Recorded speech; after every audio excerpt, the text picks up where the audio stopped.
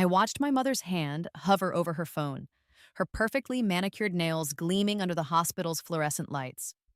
The cardiac monitor beside my bed beeped steadily, a rhythm that would soon become erratic if I didn't get into surgery within the next 2 hours. My appendix was rupturing. The doctors had made that crystal clear. But Mom wasn't looking at me. She was looking at her calendar, at the little pink star she'd drawn next to today's date 3 months ago. "Sweetie," she said, and I knew from her tone that she wasn't talking to me. She never used that voice for me. "Your father and I have been thinking—" I didn't let her finish. "Go to Melody's recital, Mom. It's fine." The relief that flooded her face would have broken my heart if I had one left to break.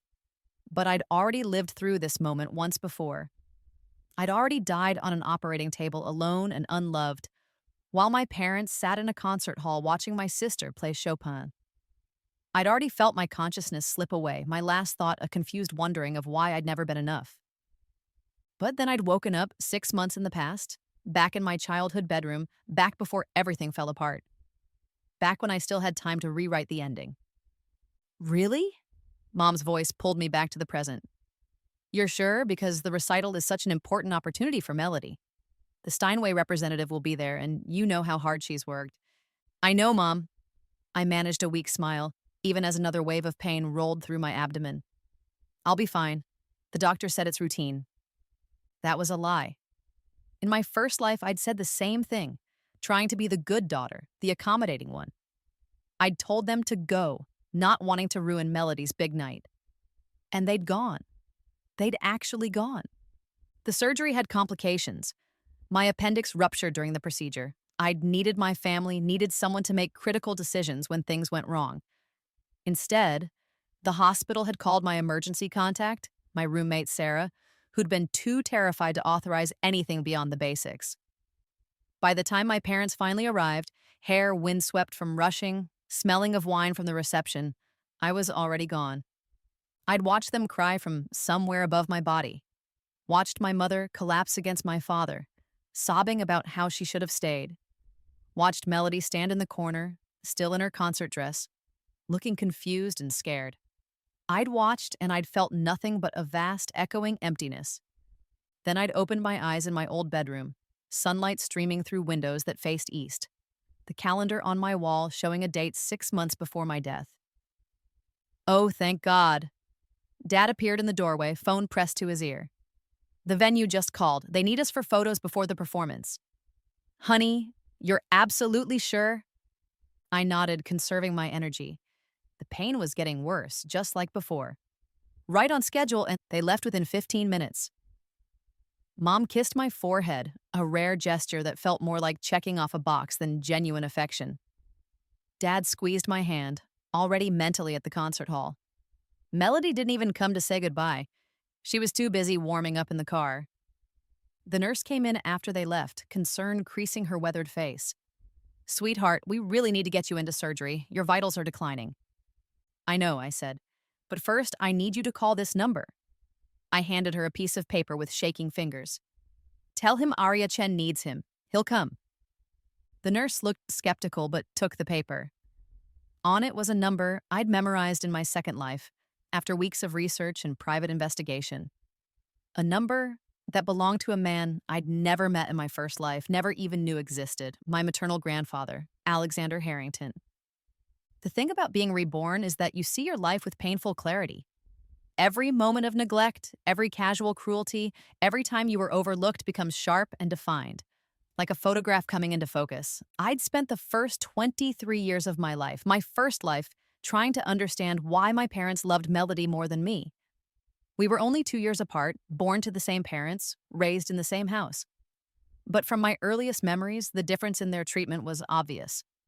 Melody got piano lessons with a master teacher. I got a used keyboard from a garage sale and a teach-yourself book. Melody's artwork went on the fridge. Mine went in the recycling bin. When Melody wanted to quit soccer because she didn't like getting sweaty, our parents immediately pulled her out and enrolled her in dance instead.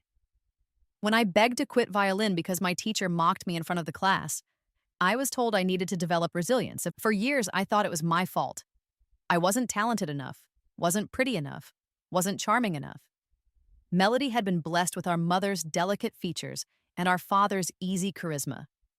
I'd gotten Dad's harsh angles and Mom's mousy brown hair. Melody sparkled in social situations. I stammered and blushed. But in my second life, armed with adult perspective and the ability to research freely, I'd discovered the truth within my first week back. I wasn't my father's biological daughter. The revelation had come from an old shoebox of photos I'd found while helping Mom clean the attic. Photos from before I was born, when Mom had been engaged to someone else. Jonathan Wright, a grad student at the university where Mom worked as a secretary. They'd been together for 2 years, engaged for 6 months. Then Jonathan had gotten a fellowship in Japan and asked Mom to come with him. She'd refused. She'd been in love, yes, but she'd also been practical. Jonathan had no money, no prospects beyond his academic dreams. She'd wanted stability, so she'd broken the engagement and within 3 months started dating Michael Chen, my father, a junior partner at a law firm with a guaranteed future. They'd married quickly, too quickly. I'd been born exactly 8 months and 3 weeks after their wedding. The math wasn't difficult. Michael had figured it out when I was a toddler. Mom had admitted it in a drunken confession I'd overheard during one of their anniversary fights in my first life. But by then, Melody had been born, a daughter who was undeniably his, and divorce would have been expensive and embarrassing for a man climbing the corporate ladder. So they'd stayed together. And I'd paid the price for Mom's lie and Dad's bruised ego every single day of my life. In my first life, I died never knowing why they treated me like an obligation rather than a daughter. In my second life, the knowledge had crystallized into something sharp and purposeful. But the knowledge of my parentage had led to another discovery: my real family. Jonathan Wright had gone to Japan, earned his doctorate, and become a professor. He'd married a Japanese woman, had a son, and lived happily until a car accident killed him and his wife when their son was 15. Tragic, but not relevant to my story. What was relevant was that Jonathan's mother, my biological grandmother, had been Elizabeth Harrington before she married. And Elizabeth's brother, Alexander, had never married or had children. He'd built a tech empire in Silicon Valley instead, and now, at 73, he was worth approximately $8 billion. I'd spent 3 months of my second life tracking him down, learning everything about him, understanding what mattered to him: family, legacy, truth. He'd never known I existed. My grandmother Elizabeth had died 5 years before I was born, and the rest of the Harrington family had lost touch with Jonathan after he moved to Japan. But Alexander Harrington was a man who valued blood, who'd spent his fortune on genealogical research and family history, so I'd reached out. The first contact had been a letter, carefully crafted, with DNA test results from a reputable lab. I'd explained everything: Mom's affair, my birth, the years of being treated like a stranger in my own home. I'd included photos of Jonathan from Mom's hidden shoebox, photos that showed a man with my exact nose, my exact stubborn chin, my exact crooked smile. Alexander had responded within a week. We'd met in secret, him flying to my city on his private jet, meeting me at a coffee shop near campus. He'd studied my face for a full minute before speaking, and I'd seen the moment he recognized his brother's features in mine. "You have his eyes?" he'd said finally, his voice rough with emotion. "Jonathan's eyes." After that, everything had moved quickly: DNA tests to confirm what we both already knew, legal consultations about my status as Jonathan's heir, but more than that, conversations. Long, rambling talks about Jonathan, about Elizabeth, about the family I'd never known I had.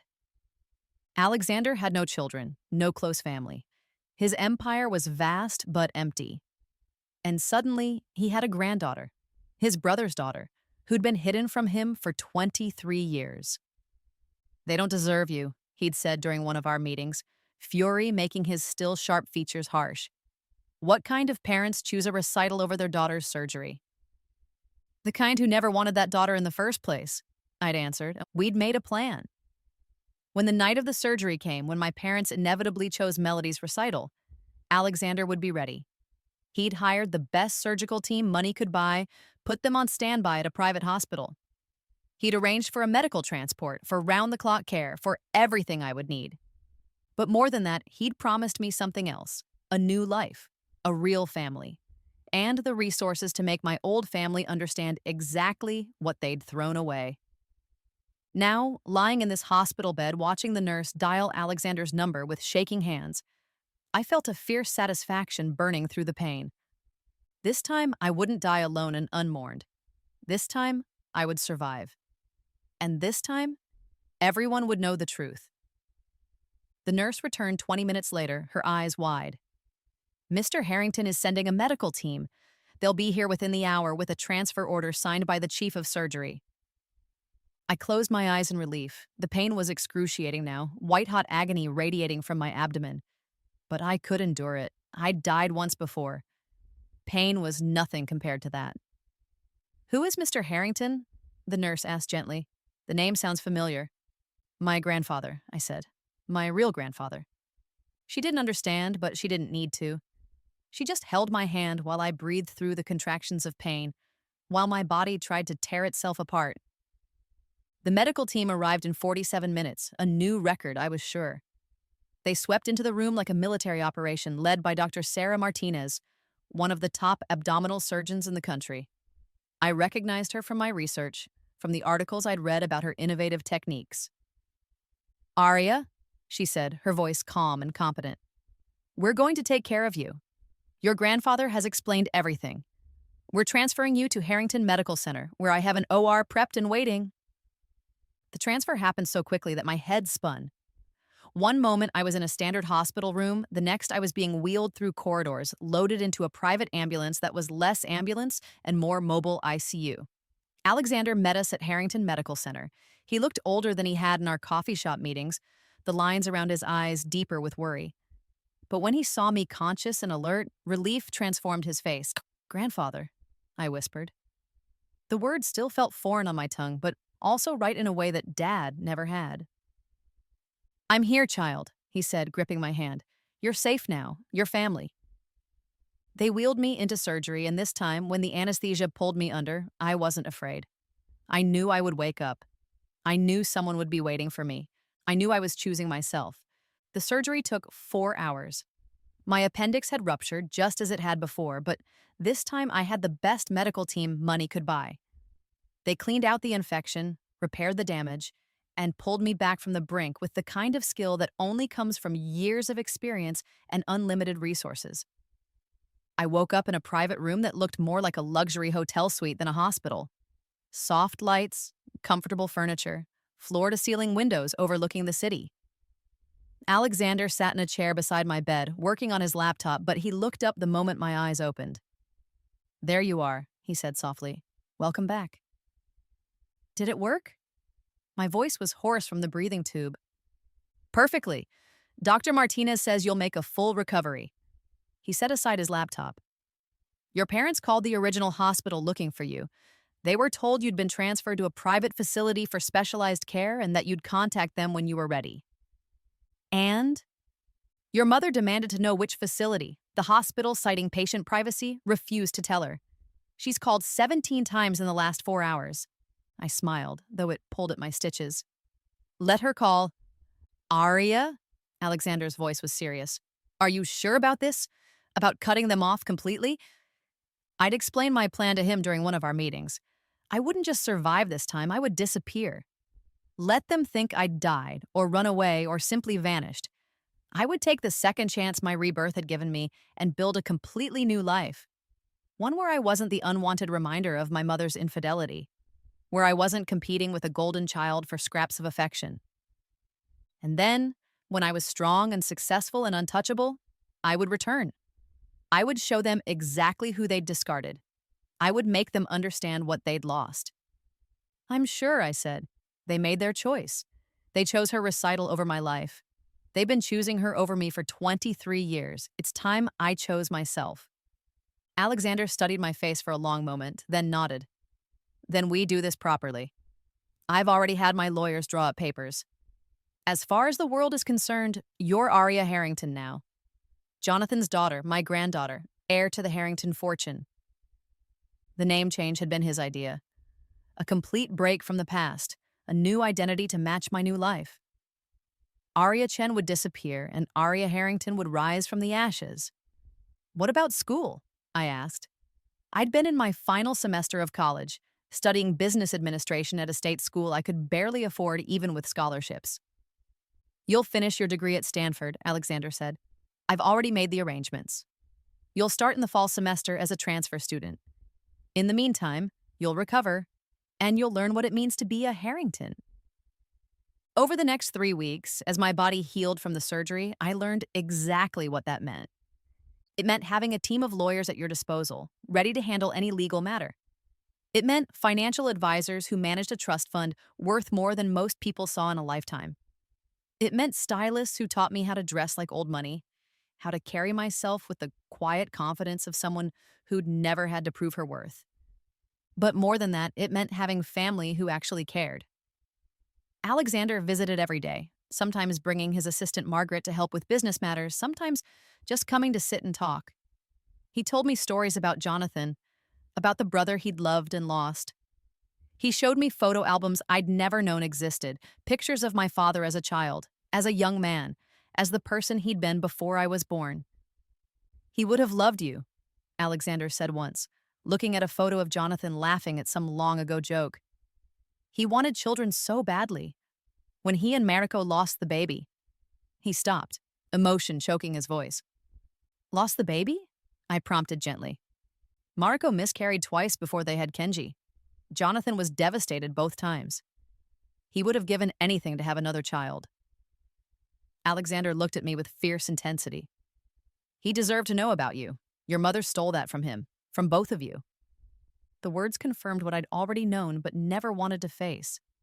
My mother hadn't just kept me from my real father. She'd kept him from me. Jonathan had wanted children, had mourned the ones he lost, and never knew he had a daughter living half a world away. The anger I'd felt in my first life, the confusion and hurt, crystallized into something colder and sharper. My mother hadn't just failed to love me. She'd deliberately denied me access to someone who would have. Tell me about the plan, Alexander said during one of our evening conversations. What exactly do you want to happen? I'd thought about this carefully. Revenge wasn't just about hurting them. It was about exposing the truth, about making sure everyone understood the full scope of their betrayal.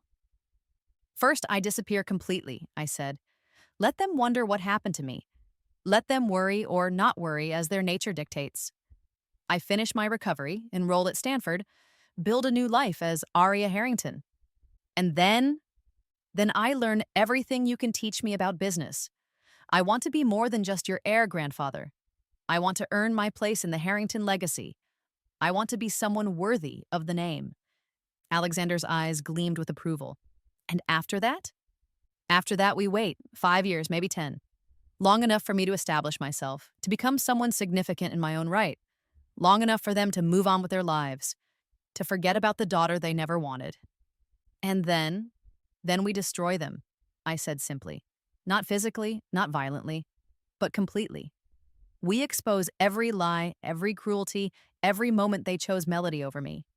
We show the world exactly what kind of people they are, and we do it in a way that strips them of everything they value: reputation, status, financial security. How? I smiled. Dad works for Whitman and Associates, correct? One of the top corporate law firms in the state? Yes. And Mom runs her interior design business out of their home, catering to wealthy clients who value discretion and exclusivity? Yes. Both of their livelihoods depend on their reputation, on being seen as successful, put together, family-oriented people. So we take that away. We let it be known that Michael Chen raised another man's daughter as his own while treating her like dirt. We let it be known that Jennifer Chen lied to her husband, abandoned her daughter in a hospital for a piano recital, and never bothered to find out if that daughter survived. The business community won't like that, Alexander said slowly. Character matters in their circles. This kind of scandal. Exactly, and it gets better. Because I'm not just any abandoned daughter. I'm a Harrington. When the truth comes out, when people realize that Michael and Jennifer Chen threw away a connection to one of the most powerful families in the country, that they treated a Harrington like she was worthless. I let the implications hang in the air. Alexander laughed, a sharp, delighted sound. Oh, that's good. That's very good. The social climbing set will tear them apart. The people who've been sucking up to them for years will turn on them in an instant once they realize what they passed up. And Melody, I asked, what about her? His expression hardened. What about her? She's complicit in this. She benefited from their favoritism, never questioned why her sister was treated differently, never stood up for you. I thought about Melody in my first life, always perfect, always praised, beautiful and talented and utterly oblivious to the way our parents treated me. Or maybe not oblivious, maybe just uncaring. She gets to watch her perfect life crumble, I said. She gets to see mom and dad fall from grace. She gets to understand that the pedestal they put her on was built on my suffering. And she gets to live with that knowledge. You've become ruthless, Alexander observed. I died alone in a hospital room, I replied. I have a right to be ruthless. He raised his water glass in a toast. To ruthlessness, then, and to justice. I clinked my own glass against his. To justice. I was released from the hospital 4 weeks after the surgery. Alexander had arranged for me to stay in one of his properties, a penthouse apartment in the city's most exclusive building. It had 3 bedrooms, a chef's kitchen I didn't know how to use, and a view that stretched for miles. It was bigger than the house I'd grown up in. Margaret helped me move in, such as it was. I had almost nothing to move. My entire life as Arya Chen fit into 2 suitcases. Everything else I needed, Alexander provided. Furniture, clothes, electronics, books. Within a week, the apartment looked lived in, though I still felt like an imposter walking through rooms I could never have afforded in my first life. You'll get used to it, Margaret said kindly when she caught me staring at the designer couch in wonder. Mr. Harrington wants you to be comfortable. He wants you to feel at home. I don't know what home feels like anymore, I admitted. She patted my shoulder. You will. Give it time. The first few months were strange. I was supposed to be recovering, resting, preparing for my new life. Instead, I found myself caught between 2 worlds, the one I'd left behind and the one I was stepping into. My phone, my old phone, the one registered to Arya Chen, sat in a drawer, turned off. I'd checked it once, 3 days after the surgery, and found 127 missed calls. 73 from mom, 34 from dad, 20 from Melody. Dozens of texts, voicemails, each more frantic than the last. At first, they'd been angry. How dare I leave without telling them? How dare I worry them like this? Then concerned. Where was I? Was I okay? Then frightened. Please come home. Please just let us know you're alive. I'd turn the phone off and put it away. Let them worry. Let them feel a fraction of the fear I'd felt, dying alone while they applauded Melody's piano performance. The story had made the local news. College student disappears after emergency surgery. My face, unremarkable, easily forgotten, had flashed across screens for exactly 1 news cycle before being replaced by more interesting stories. The police had investigated, of course, but I was an adult and there was no evidence of foul play. The hospital confirmed I'd been transferred to a private facility and released. My bank account showed 1 large withdrawal. Money I'd taken out to cover the transfer costs before Alexander's resources kicked in. And then nothing. My credit cards went unused. My social media went dark. To everyone who'd known Arya Chen, it looked like I'd simply vanished, which was exactly what I wanted. Stanford in the fall was everything I'd imagined and nothing I'd expected. The campus was beautiful, the students were brilliant, and I was completely, utterly out of my depth. Not academically, I'd always been a good student, even without my parents' support. But socially, culturally, I was lost. These were people who'd grown up with money, who'd never had to check price tags or worry about textbook costs. They spoke in casual references to ski chalets and summer homes in the Hamptons, to prep schools and legacy admissions. I was Arya Harrington now, supposedly one of them, but I felt like a fraud. You're trying too hard, Alexander said during one of our weekly dinners. You don't need to prove anything to these people. You're a Harrington. That's enough. But I'm not really. You are, he interrupted firmly. You're Jonathan's daughter. You're my granddaughter. That makes you a Harrington in every way that matters.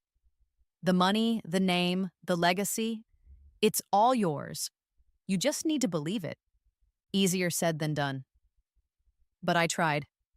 I threw myself into my studies, into business classes that would prepare me to eventually take a role in Harrington Industries. I joined clubs, attended networking events, learned how to navigate the social dynamics of the wealthy and connected, and slowly, painfully, I began to transform.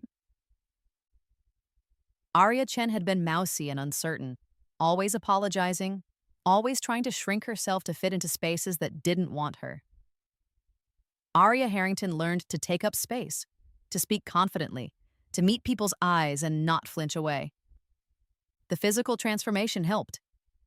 Alexander insisted I have a proper wardrobe, and Margaret took me to stylists who taught me what colors suited me, what cuts flattered my figure. They didn't try to make me into someone else, they just helped me become the best version of myself. I cut my hair into a sleek bob that framed my face. I learned to wear makeup that enhanced rather than hid my features. I invested in quality pieces that fit perfectly, that made me look polished and put together. When I looked in the mirror now, I saw someone different. Not beautiful. I would never be beautiful the way Melody was beautiful. But striking. Interesting. Someone worth paying attention to. "You're coming into your own," Alexander said approvingly during one of my visits to his office. "I'm proud of you, Arya." The words hit me like a physical blow. In 23 years, neither of my parents had ever said they were proud of me. Not once. I had to excuse myself to cry in the bathroom. The years passed faster than I expected. Stanford, then an MBA, then a position at Harrington Industries. I started in a junior role. Alexander insisted I work my way up, prove myself. And I threw myself into it with an intensity that surprised even me. Turns out, I was good at business, really good. I had a knack for seeing patterns in data, for understanding market trends, for identifying opportunities others missed. Within 2 years, I'd spearheaded 3 major acquisitions that added significant value to the company's portfolio. "You have your father's mind," Alexander told me. Jonathan was brilliant with numbers, with strategy. He could have been incredible in business if he'd wanted it, but he loved teaching more. I thought about that sometimes, about the father I'd never known, about the life we might have had together if Mom had told the truth. But I tried not to dwell. The past couldn't be changed. I could only move forward. By my 5th year as Arya Harrington, I'd become someone I barely recognized. I was the heir apparent to Harrington Industries, a rising star in the tech world, someone who appeared in Forbes and Fortune magazine articles about women in business. I was successful, powerful, wealthy in my own right, not just through Alexander's generosity, but through my own work, my own investments. I was everything my parents had never believed I could be, and it was time to make them see it. The plan came together over several months. Alexander and I met regularly to discuss strategy, to refine the details. We would strike during the annual Northbridge Charity Gala, the city's most prestigious social event. It was where the wealthy and powerful gathered to see and be seen, where business deals were made over champagne and canapes, where reputations were built and destroyed. My parents attended every year. Dad's firm always bought a table, and Mom used the event to network with potential clients for her design business. They would dress in their finest, schmooze with the elite, pretend to be something they weren't. This year, I would be there too. Not as Arya Chen, their disappeared daughter, but as Arya Harrington, guest of honor and keynote speaker. The irony was delicious. "Are you sure about this?" Alexander asked the night before the gala. "Once we do this, there's no going back. Their lives will be destroyed." "I'm sure," I said. "They chose to let me die rather than miss a piano recital. They chose Melody over me every day of my life. They made their choice. Now they live with the consequences." He studied me for a long moment. "You've changed, Arya. The girl I met in that coffee shop 5 years ago wouldn't have been capable of this kind of calculated revenge." "That girl died on an operating table," I said quietly. "I'm what came after." The gala was held at the Grandview Hotel, a gilded palace of old money and older traditions. I arrived with Alexander, stepping out of his Bentley in a custom gown that cost more than my parents' mortgage payment. Deep emerald silk that made my skin glow, diamonds at my throat and wrists, real ones from the Harrington family collection. The cameras flashed. Press lined the red carpet, calling out questions. "Miss Harrington, over here!" "Mr. Harrington, is it true you're stepping down as CEO?" Aria, tell us about the Henderson acquisition. I smiled and waved, comfortable in front of cameras now. This was my world. These were my people. Inside, the ballroom glittered with crystal chandeliers and champagne fountains. The city's elite mingled in designer clothes and borrowed jewelry, their laughter echoing off marble floors. I scanned the crowd and found them almost immediately. Mom looked older than I remembered. 5 years had added lines around her eyes, gray to her hair that no amount of dye could completely hide. She wore a dress that was trying too hard, sequined and flashy in a way that screamed nouveau riche. Dad stood beside her, his tuxedo perfectly tailored, but his posture uncertain. He'd always been good at faking confidence, but I could see the cracks now. The way his eyes darted around the room, looking for someone more important to talk to. And Melody. God, Melody. She was still beautiful, still perfect. Her dress was elegant, her hair swept up in an artful twist. But there was something brittle about her now, something tense in the way she held herself. The golden child, realizing perhaps that her parents' pedestal was wobbling. They hadn't seen me yet. I savored the moment, knowing that everything was about to change. "Ready?" Alexander murmured beside me. "Ready." We made our entrance. Alexander Harrington was tech royalty, and people parted to let us through. Conversation stopped mid-sentence as we passed, heads turning to watch. I saw the moment Mom recognized Alexander. Her eyes widened, her mouth forming a small O of surprise. Everyone knew who Alexander Harrington was. Everyone wanted access to him. Then her eyes slid to me and I saw confusion. She didn't recognize me. How could she? I was transformed, polished, confident. Nothing like the girl she'd abandoned 5 years ago. But Dad recognized me. I saw it in his face, the way his complexion paled, his hand tightening on his champagne glass until I thought it might shatter. "Michael Chen," I said pleasantly as if greeting a casual acquaintance. "How lovely to see you." He stared at me, speechless. Mom looked between us, confused. "I'm sorry," she said with her professional smile. "Have we met?" "Not officially," I said, "although we did share a hospital room once. 5 years ago, right before you left me to die so you could attend a piano recital." The color drained from her face. "Aria?" The name, my old name, sounded foreign in her mouth. "Harrington, actually," I corrected. "Aria Harrington. Though I suppose you knew me as Aria Chen. Your daughter. The one you abandoned." People around us had gone silent, sensing drama. In social circles like these, scandal was currency. "We didn't abandon you," Dad said, finding his voice. "You disappeared. We looked everywhere." "Did you?" I asked coolly. "Did you really? Because I seem to recall you making it to the end of Melody's recital. All 3 encores. You made it to the reception afterward where you drank champagne and networked with the Steinway representative. You made it home around midnight, I'm told. And only then did you check your phones and find out your daughter had been transferred to another hospital." "We called," Mom said desperately. "We called dozens of times." "After the recital," I interrupted. "After you'd made your choice clear, tell me, was Melody's performance worth it? Did she play well?" Melody had been standing frozen, but now she stepped forward. "Aria, what happened to you? Where have you been?" I looked at her. Really looked at her. In my first life, I died envying this woman. In my second life, I'd spent 5 years building myself into someone who didn't need to envy anyone. "I've been becoming successful," I said simply. "Which is more than I can say for you. How's the piano career going, Melody? I haven't seen your name on any concert bills." She flinched. I knew from my research that her career had stalled. She was talented, yes, but not exceptional. Not enough to make it in the cutthroat world of professional music. She taught piano lessons to children now, a far cry from the stardom our parents had envisioned. "Ladies and gentlemen," a voice called from the stage, "please take your seats. We'll be beginning the program shortly." Alexander and I moved to the head table where place cards marked our seats. I noticed with satisfaction that we were seated with the governor, the mayor, and several other powerful figures. My parents' table was in the back. Middle-tier seating for middle-tier players. The dinner was excellent, courses of food I'd learned to appreciate in my new life. I made polite conversation with the governor about tech policy, discussed market trends with a venture capitalist, laughed at the mayor's terrible jokes. All the while, I felt my parents' eyes on me from across the room.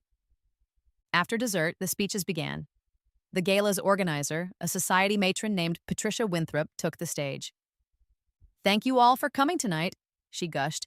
"As you know, this year's proceeds will benefit children's hospitals throughout the state. And we're honored to have our keynote speaker, a woman who needs no introduction.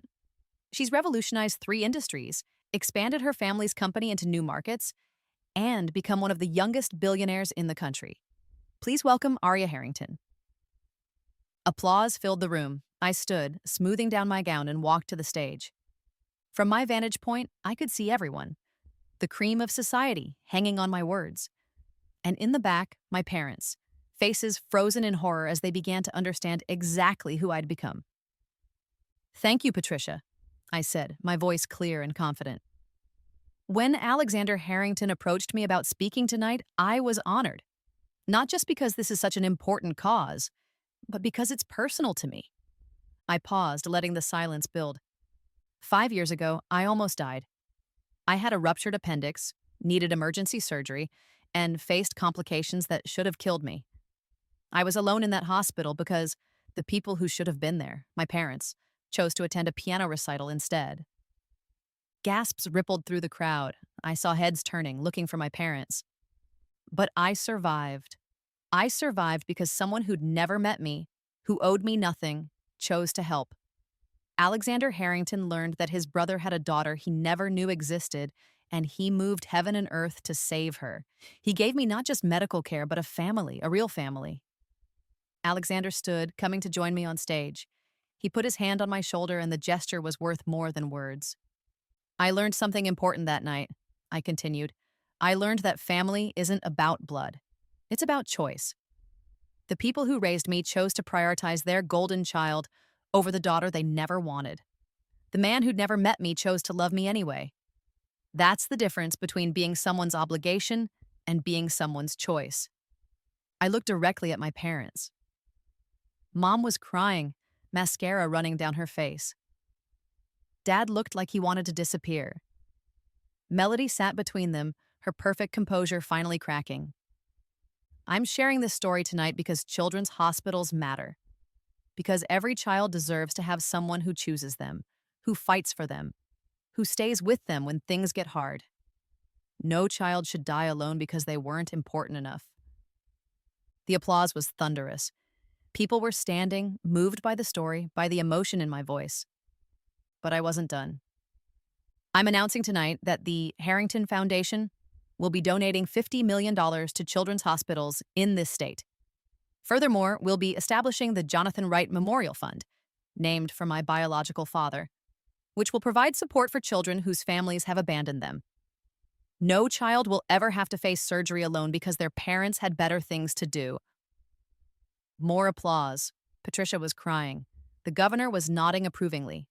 And in the back of the room, my parents were being destroyed. I could see it happening in real time. The people at their table were whispering, shooting them horrified looks. Word was spreading through the room like wildfire.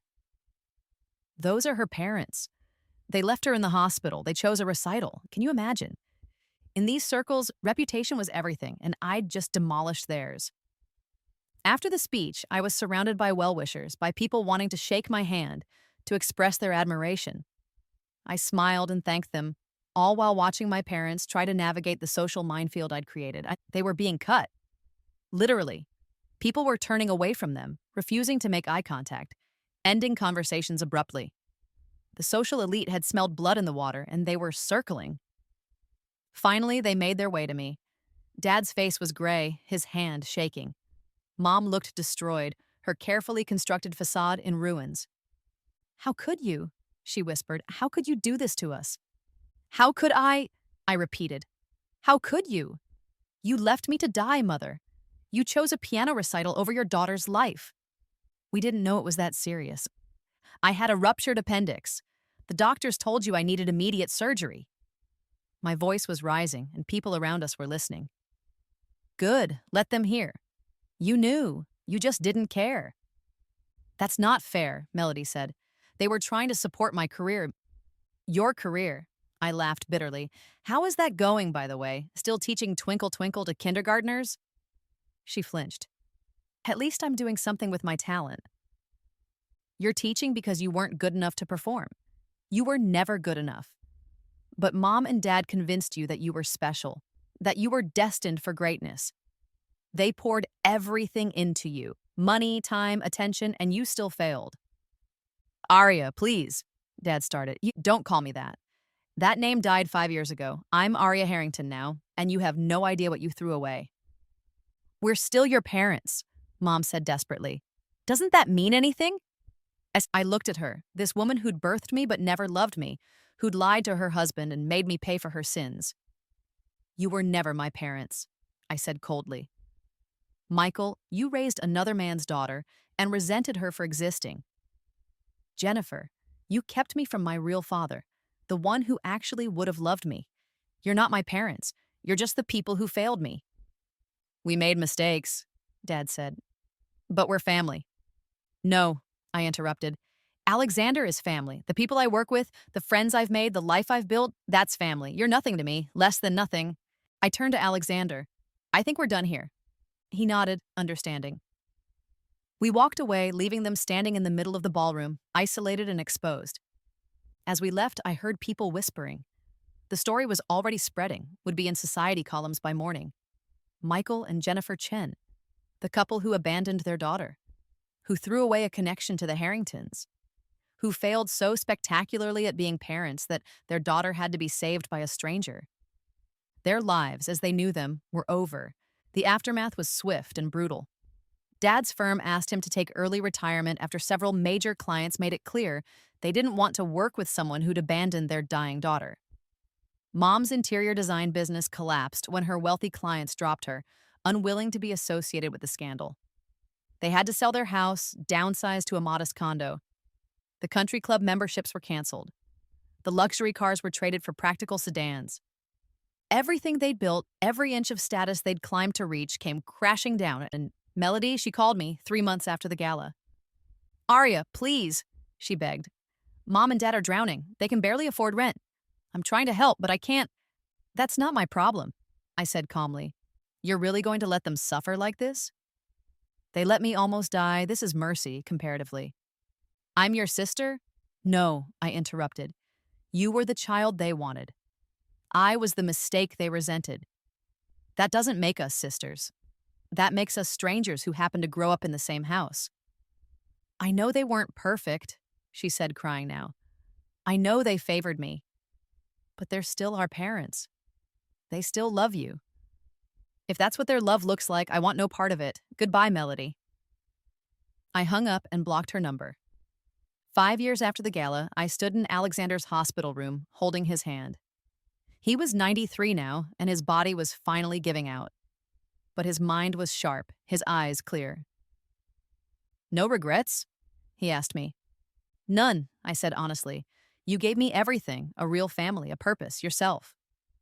You gave me something too, he said. A legacy, someone to carry on the Harrington name. Jonathan would be so proud of you. Tears slipped down my face. I wish I'd known him. You're like him in so many ways.